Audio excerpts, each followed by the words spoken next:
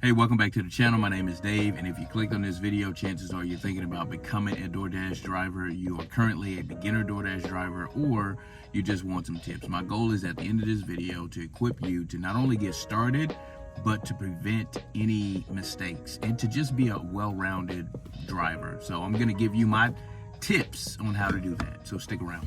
All right, so in this video, we're gonna have 5 different categories. The first category, we're gonna be talking about the app. We're gonna be talking about vehicle requirements. The second category is gonna be about payment, about what gear do you need.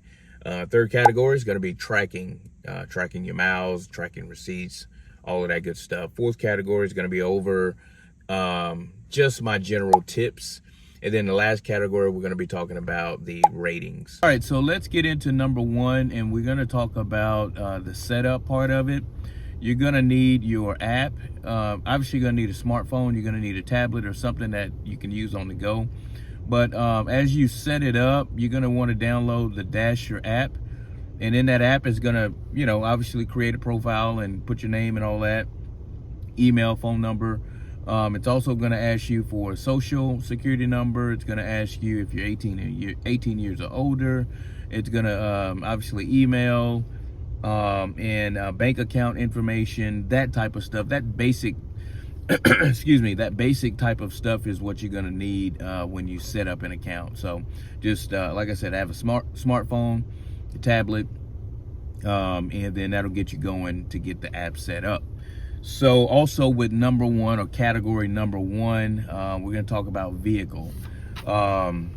You can decide what market you're in. There's people that only use bicycles, motorcycles, that type of thing, because they're in markets or downtown cities where they can just kind of get in and get out. So but in terms of for the majority of us, we're going to be using a car or some vehicle like that, where you're gonna have your registration, your license, that type of thing. So forgive me for looking down, but I wrote a bunch of notes down here.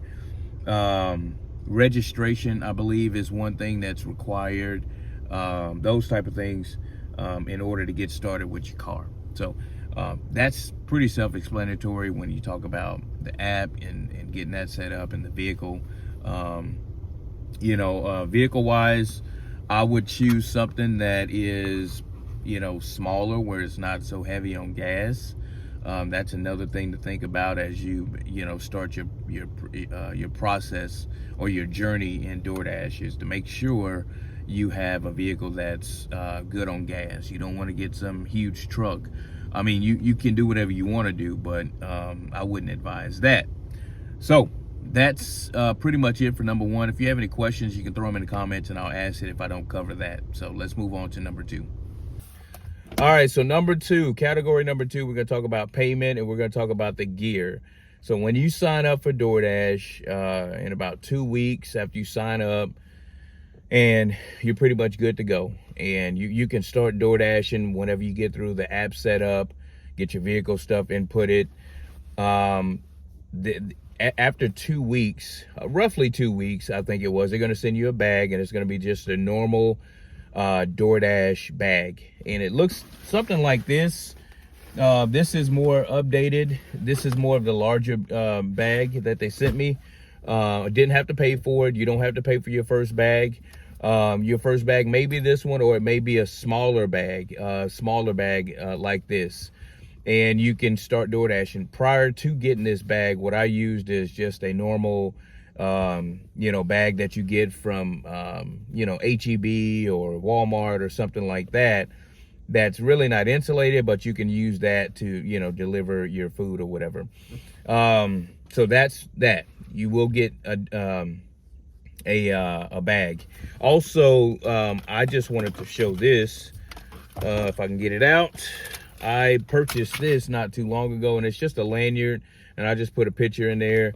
I like stuff like that, just to throw on my neck. If I'm in regular clothes like this, you don't have to do any of that stuff. Feel comfortable, with whatever you have, but I just thought I'd mention that. You obviously can go on the website and buy DoorDash gear. I think it's DoorDash store. I'll put a link in the description to that. to the store, and you can just click on that. If you choose to buy something, you can, but I don't get anything from that, of course, but I just want to make it easy for those of you who are looking for that type of thing.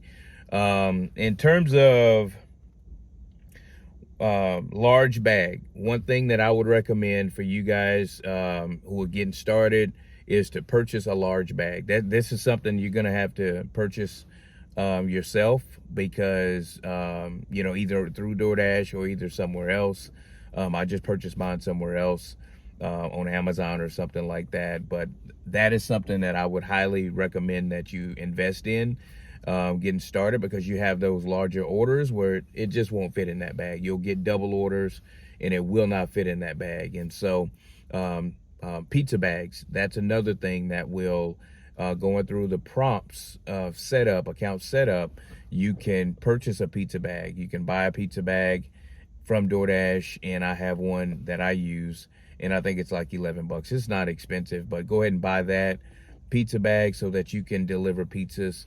A lot of times when you do deliver pizza, they'll ask you if you have a pizza bag. If not, the store will give you a pizza bag, and I'm not sure if you have to return that bag or what, but you guys who know that, you can leave a comment, and then we can all help each other out. But so moving back just a little bit, whenever you are okay to start DoorDashing, which is a fairly quick process, you can start DoorDashing, anytime. And if you do get a pizza run or something like that, more likely you won't, because you have to have an approved bag or whatever in order to get a pizza run. But in the case that you do, that's always an option. You can go to a pizza place and ask them for a delivery bag, and they'll give it to you. Again, I don't know if you have to take that bag back to the store or not. So let's move on. Talked about pizza bag. Another thing that I would recommend is a flashlight. If you DoorDash at night, you're going to go into these neighborhoods where you got to have a flashlight to see the address on some of these houses, and it just helps. Charger. You're going to need a phone charger, a card, charger. I use a converter in my car that helps me to keep everything charged, because I not only have my phone, I have a laptop, or not a laptop, but an iPad and that type of thing. So you want something where you can plug in multiple things, but at the end of the day, all you need is a phone charger to keep your phone charged up. Comfortable shoes. This is something I keep in the back of my car. If I'm going to be DoorDashing longer than an hour, I'll throw on some comfortable shoes, and I'll go out and DoorDash for a couple of hours. I don't want to be in. I typically come from work, so I don't want to be in some casual shoes or whatever, walking around and all that. So as far as payments, when you go through your prompt, again, you will have to do your bank account initially until they can get you the Crimson card. And the Crimson card, let me get it out. Sorry, guys. The Crimson card pretty much just looks like this. And this is what you will get when you sign up. They'll mail it to you. But in the meantime, they have to have your bank account, and they will send you whatever you made to your bank account. But the Crimson card really helps because it's just like a personal debit card. You can go anywhere and use it. Gas, stores. I use mine for my gym membership. It automatically comes out every month. And then if I want to go out and eat, it's good around Christmas. You can give, buy gifts and all that kind of stuff. So anyway, the Crimson card is what you will, all of your, the money that you make is immediately put on that card. As soon as you finish your DoorDash, it's literally already in your account.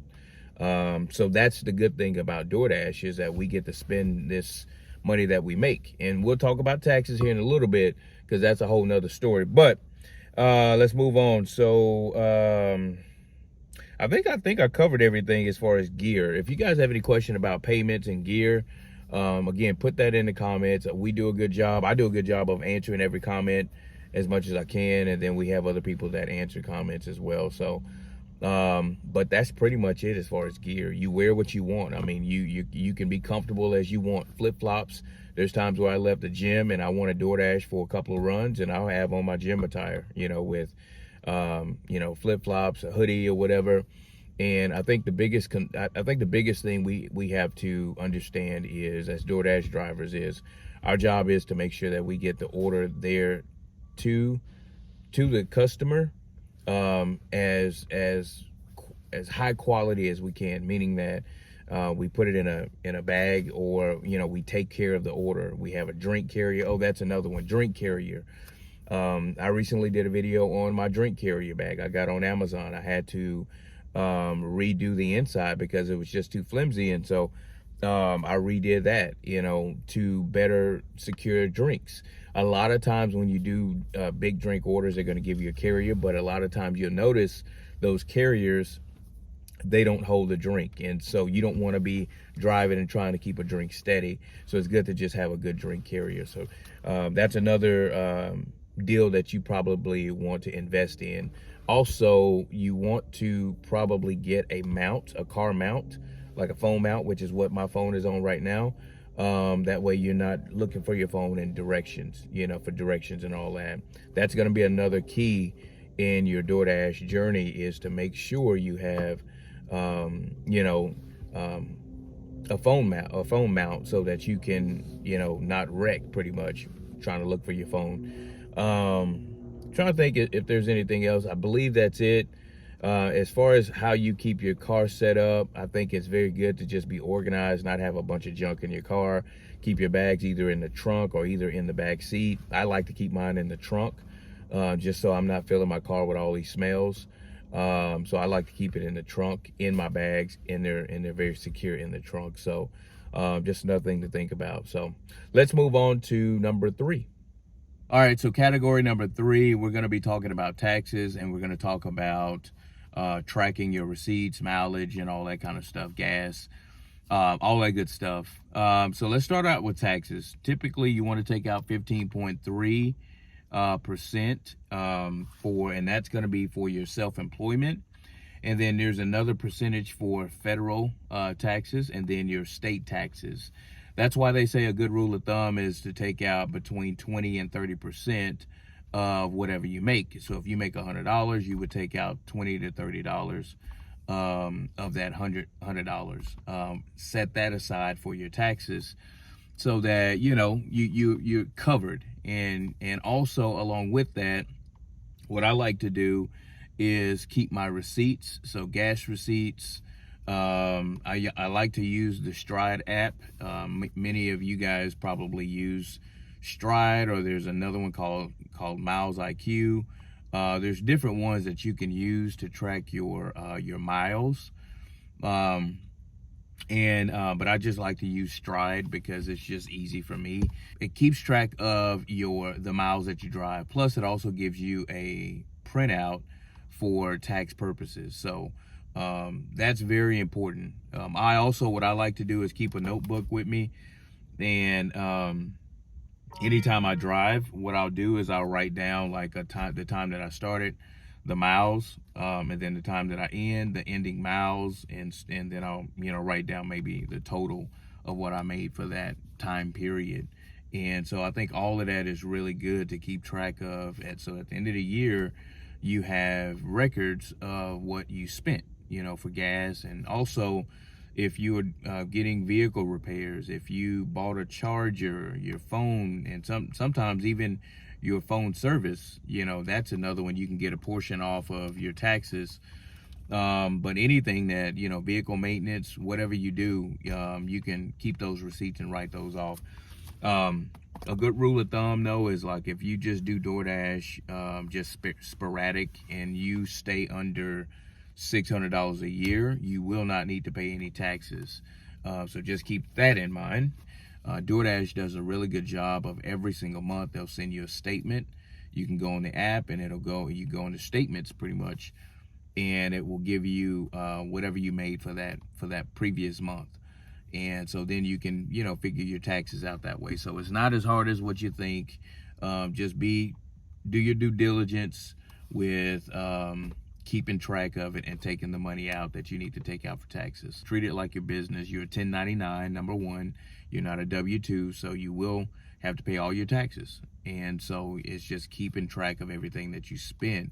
clothing, you know, lanyards, DoorDash bags, all that stuff that you use for work, you know, comes in handy. You can write all that stuff off. So just keep that in mind as you're out driving, that you are a contractor and that you will be responsible for your taxes. So tracking is key. Whatever app that you have to do, whatever, if you like me, like old school, you know, keep a pen and paper and write it down. Take pictures of things. I like to take pictures of my receipts, put it in files, and that way I don't have to keep up with an actual receipt. So that's another thing you can do. So that's pretty much it for taxes and tracking. Let's move on to step number 4. Hey, thank you so much for watching the video. If you find this content helpful, useful in any way, please do me a favor and subscribe to the channel, like the video, and also comment. I do try to read every comment, and a lot of those comments are very useful to me, and I try to be helpful to you guys as well through comments. So thank you so much again. Thank you for your support. Category number 4 is going to be my overall tips for you all. Number 1, and this is in no specific order, but number 1 is going to be license. Make sure you have your license with you, because you will have alcohol runs and you don't want to have to unassign an order because you don't have your license. Number 2, clean car. Always want to have a good clean car because people sometimes will just walk up to your door. And, you know, that happened to me once. You know, I pulled up to a business, the guy was already at the curb and rolled down my window, and my car is clean. But you always want to have a clean car just in case. Slow restaurants. There are going to be some slow restaurants out there, and there's no way to really tell, you know, until you get there. But I always use the app to my advantage. If it's a slow restaurant, I'll go in the app, and it says at the very bottom, it asks you, you know, what's causing your wait. And I always put in there, you know, order started when I got there, or restaurant was busy, you know, whatever it is. But you do that to cover yourself. But also just knowing some restaurants, just knowing ahead of time, you know, not to stereotype restaurants, but you want to know that, hey man, this restaurant is probably going to be slow, so you know, $4 for this order is probably not going to be worth me taking. Stuff like that. I wish DoorDash did a better job of telling us kind of the history of some of these restaurants before you take it.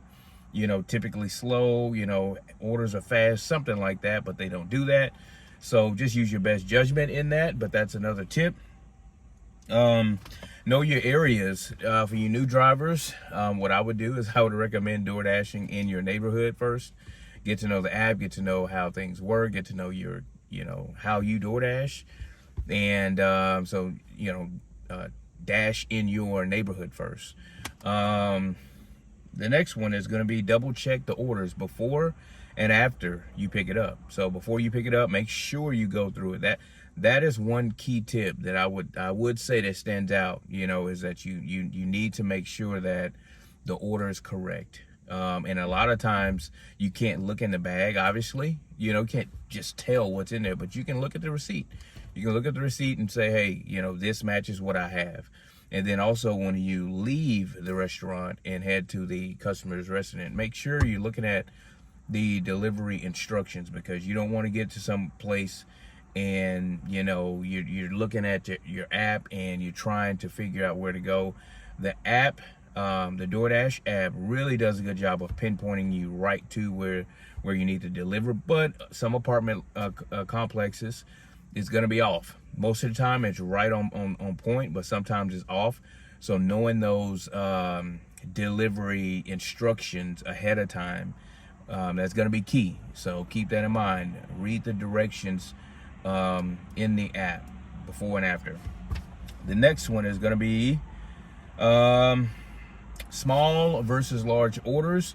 Some small orders are going to be better than some large orders. You know, if I get an order right now and it takes me right over here to pick up something from, I don't know, CVS or McDonald's, and it's, you know, and it's 2 miles away for $5, that's a good order.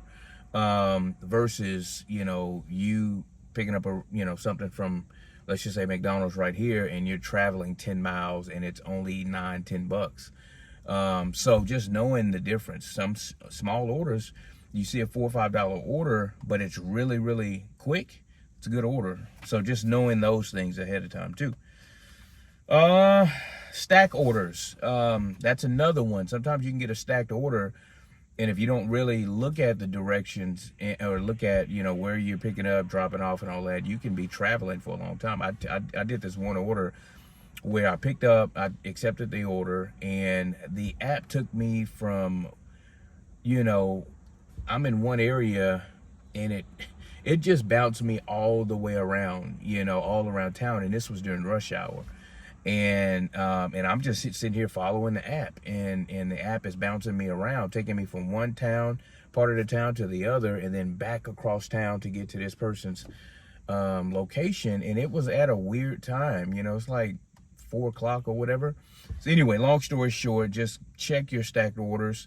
You do not want to be traveling a lot. You want those clustered orders where you can pick up and drop off all in the same area. All right, so we talked about rush hour. Actually, rush hour, just be careful. A lot of times if you're doing that, dashing, and you know, just keep in mind that in your town, whatever rush hour that is, for me, it is, I'm not gonna get into that, but just knowing, you know, what rush hour is in your city. Order problems, call customer service. So this is one that I will say that we all make a mistake of, is when we get to twofold. So if your customer, if you did pick up an order and your customer says, hey, the order's wrong, you know, your job is to say, okay, call the restaurant. There should be some prompts in the app that'll help you. It's not your job to try and figure this out. I made that mistake too, but I also got a really good tip. I got a $40 tip. So that's probably not going to happen normally, but I did stick it out in that area and got a $40 tip. So I wouldn't advise that or recommend that. I would recommend, if something's wrong with a customer's order, have them call the restaurant and let them deal with it. It's not really your responsibility. I had another order where I delivered the order, and I'm not going to go through their stuff, but the restaurant forgot to put a piece of cake in it was red velvet. And so, you know, the customer texted me, and I wasn't too far away, and I ended up going back to the restaurant and taking the order back. It was really, really quick, but I also got a $5 tip. So use that, you know, make your own decisions on that, you know, on what you want to do. But I would recommend letting the customer know to contact customer service on their end and get reimbursed on the back end for what they didn't get. As far as, what was the second part of that? Red card issue. So sometimes you're going to be in a store and your red card just does not work. And so what I like to do is get out of line, call customer service, or go through the prompts in the app for customer service and allow them to, you know, correct it on their end. Or sometimes, just recently, I did a run and they asked me, did I want to pay out of pocket, and they would reimburse me. And I just canceled the order. I went through the prompts and just canceled the order. It didn't count against me because I didn't want to have to pay. I didn't want to have to do all that. And then the very next day I was DoorDashing, and the app and the card worked just fine. So that will happen. Do not pay unless you want to pay, and keep the receipt. But if you do pay, keep the receipt. I would advise not to pay, but just call customer service and let them figure it out. If you need more information on that, if I'm talking too fast, put it in the comments and I'll try to answer it. If you forget something, well, we talked about that. So I forgot a drink at a restaurant. I didn't look at the ticket. It was Taco Bell. Got to the lady's workplace, delivered her food, and she was like, hey, where's my drink? And so I made a call of just going back and getting the drink, brought it back to her, and still got a tip. So a lot of times they will work with you and give you a tip. Let's move on. Next one. We talked about know what your weight limit is. The next one is order not in stock, call customer service. So if you get to a place and you see that, hey, this order's not in, or they don't have this item that I'm here to pick up, first ask someone that works there, but also communicate with with your customer, with the person that's requesting this item. So always ask the store, but also communicate with the person and tell them, hey, they don't have this. Is there anything else that you need? And a lot of times, if you go through the prompts, On the app, it'll give you a substitute item, and if that substitute item isn't available, that's when you can, you know, call the customer and all that kind of stuff. But don't hesitate to call the customer. Call them quick so that they can do something on their end and give you, you know, give you another option so that you can get in and out of that store and not waste so much time. So that's another key. You know, it just sucks when something's not available. It takes so long, but you can also get a tip out of just good customer service and trying to take care of the customers. So anyway, let's move to the next one. Know your peak hours. That's kind of self-explanatory. Rush hour times, you know, typically in my market, rush hour is going to be morning time, lunchtime, and then obviously, you know, after 5 or 6. And so just knowing what's busy in your area and then dashing during those times. The next one is going to be holidays and bad weather. They're just, you know, that's going to always be time to make good money. When it's really, really raining, when it's snowing, when it's really hot outside, different things like that where people just don't want to get out, that's going to be a really good time to work and to make good money and to get good tips. Holidays, same thing. You know, I worked Father's Day once just for an hour and made like $60, you know, just for 1 hour. So it's not saying that that's going to happen all the time, but I just hit it at the right time and really made some pretty good money. So let's move on to number 5. Okay, number 5, last one, guys. Thank you so much for hanging in there. I know this has kind of been a long video, but I did want to just get this out. Everything that I know, just purge it, get it out, so that if anyone comes across this video and they're having questions, hopefully something in here helps. So category 5 is going to be your ratings. They do matter. This is just from my standpoint. There are a lot of people that, hey, you know, I don't, you know, they just accept what benefits them and all of that, and that's fine. You know, DoorDash how you want to DoorDash. But for me, having the ability to get priority orders and to be able to dash when I want to, that makes a big difference for me. I'm a part-time driver, and so I want to be able to open up the app at any time and go in DoorDash. There are some people that like to schedule their, you know, their workout, and there are some people that, hey, I'll go to the hot zone and I'll wait for an order and take, you know, the best one. And that's however you dash. You know, it's up to you. I'm just giving you my perspective. I love the ratings. I try to stick within the guidelines of the ratings because I want to keep my platinum status, so that, and the reason let me slow down. The reason I received my platinum status was because of my ratings. It's not because I DoorDash a lot. You know, you can DoorDash, you know, 100 times a month, I think, and you can get platinum. But I just don't DoorDash that much. And so for me, I need to be able to have the platinum status so that I can dash anytime I want. So here are a couple things that you can look this up. Anybody can look this up. Your customer ratings are always going to be based on your last 100 deliveries. So they're going to give you your rating based on your last 100 deliveries, and you want to keep a 4.7 and up. The next thing is your acceptance rating. Your acceptance rating, it doesn't deactivate you. So it doesn't matter what your rating is, it does not deactivate you. It does help, like I said, to have a good rating so that you can get priority.